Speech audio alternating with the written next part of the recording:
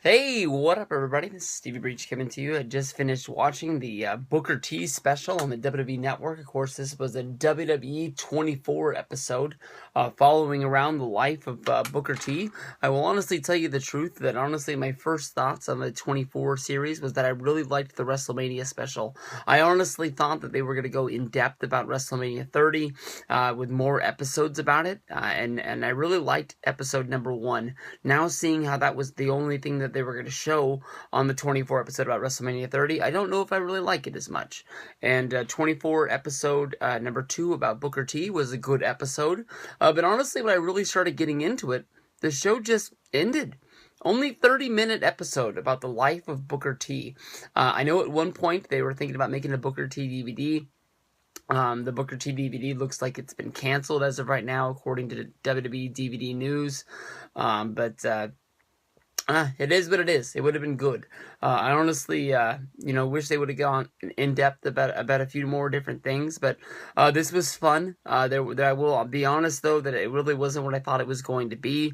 I thought that it was going to be like sort of a best of Booker T, talking about his life and what he went through to get to the point where he is a Hall of Fame wrestler who is now an announcer on Monday Night Raw, where basically they talk about the rough upbringings. They sort of showed him at home with his two kids. Him and Charmel have two twin children. There's one boy and one girl. Normally when you talk about twins, it's boys or girls, so it was a little bit mixed up on what to say there, but fun times with this show. It started out not being what I thought it was going to be, but then once he started getting into his life, I was like, damn, this is good. This is really good. It makes me want to go out and buy his book. And I wish that I had like a long flight, like if I was flying to WrestleMania season, I could sit down and read this, but I can't read a book and drive, so I'm screwed. But I think tonight I'll head over to Amazon and pick up a copy of the Booker T book, because Booker T's got a life, man. This guy grew up, hard times. I believe he said he was the youngest of 7 children in a home. Of course, everybody knows about his brother, Stevie Ray, and of course they get into wrestling. They become Harlem Heat. They debut in WCW, where they're just knocking fools out. From there, they start talking about Booker T.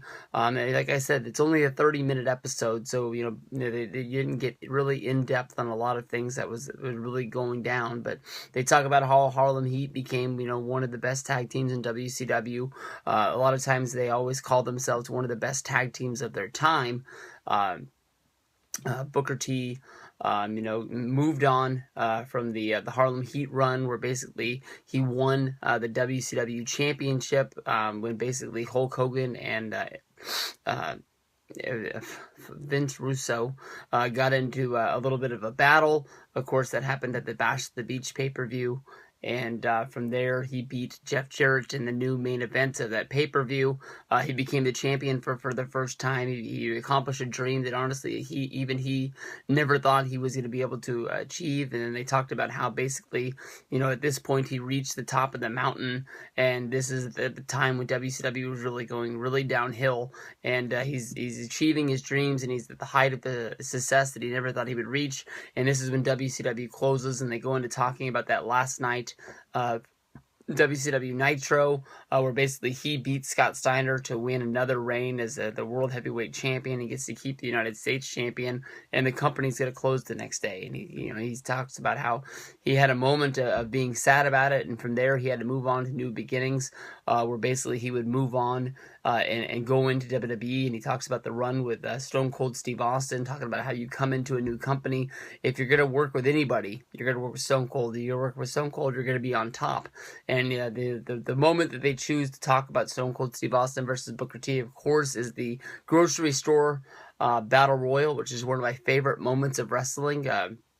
Very fun brawl that happened on SmackDown, basically with I think it was Booker T chasing down Stone Cold Steve Austin, and it ended up being Stone Cold Steve Austin hunting Booker T as he snuck up behind Booker T, cracked that beer, and the fight was on from there. Stone Cold Steve Austin hitting Booker T with almost anything you can find inside of a grocery store. My favorite thing is when it looked as if Booker T had beat down Stone Cold Steve Austin in the back after, getting his ass kicked for so long. He finally was able to throw him into the milk cooler and walk out and take a breather. And at that point, Stone Cold Steve Austin came out of the front facing of the grocery store milk department. I believe he opened up a gallon of milk, started chugging it, and then just started whooping on Booker T from behind, puts him on the check stand, and walks out of the grocery store. Price check on jackass.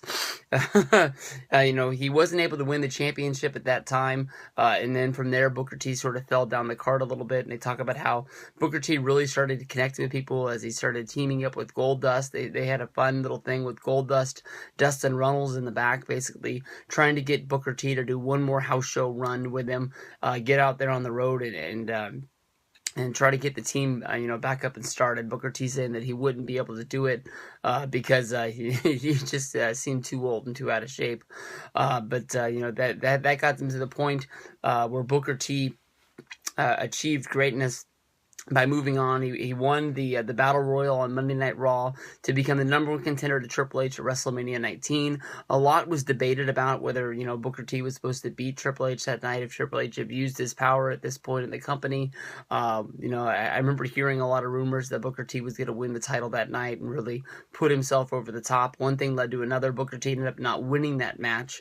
But they talk about how Booker T came out on Monday Night Raw with Jim Ross getting behind him, basically telling him to get out there and tell his story. And he talks about how he made a mistake when he was growing up, and then because of that, he had to go serve prison time, and that made him a better man moving on in the future.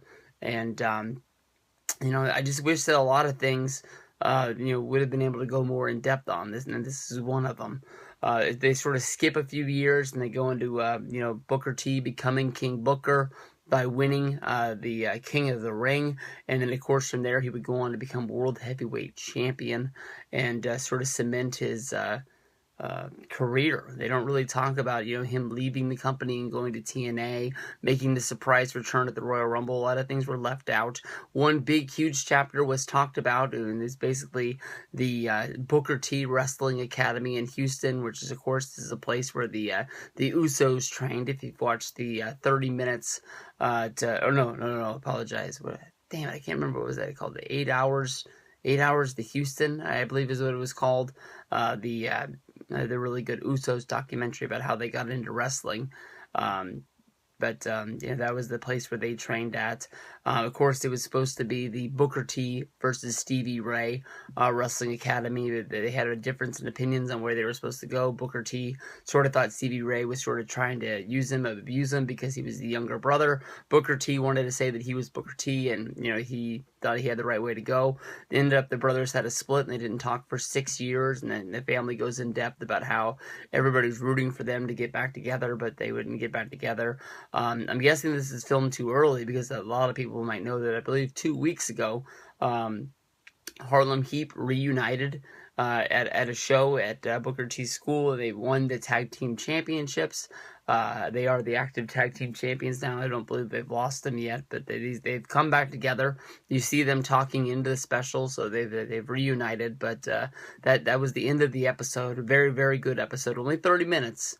I won't say that it's the best thing the WWE Network's always done, but for a 30-minute episode after Monday Night Raw, pretty fun stuff on the career of Booker T. I hope that they get back on track with making that best of Booker T DVD because I didn't think that it was going to be a good DVD, but it makes me want more after watching this tonight. Peace out, everybody.